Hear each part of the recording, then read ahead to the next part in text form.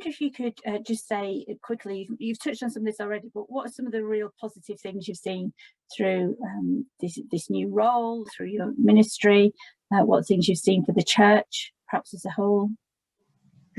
Getting other people involved in children's work who perhaps wouldn't have been interested before. So people taking an envelope to somebody in their street, having that conversation, and then maybe praying for them so that it's a personal relationship. I see that as a real positive.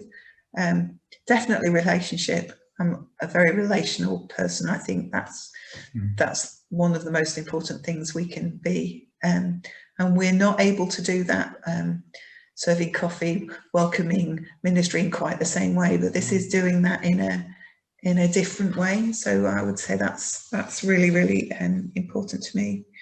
I'm just looking at my notes to see if there's any. So from our wider church perspective, I mean, we're all churches are charged with proclaiming the gospel out there wider than our church families. And to me, this is actually bringing people into our church family who are not church people, who have never been to church, who wouldn't, some people to mind wouldn't even darken our doors before.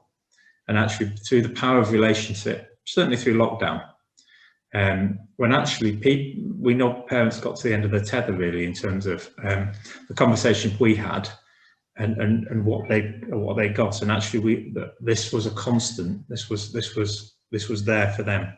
Yeah. And actually they've responded by actually coming, and it's great that we've got effectively built a new congregation during this time. One that is breathing life into church, one that's stereotypically a younger profile than maybe a traditional Church of England profile, and it's massive. Yeah. And I guess one of the really, really encouraging things is one of our TOTS families who, when I introduced to God's Loved, was very, very negative. We've delivered to faithfully through lockdown and had conversation, and it's built. They've been to church. So, you know, it just, and we've restarted TOTS outside in the garden, and they completely changed their schedule to allow their child to come.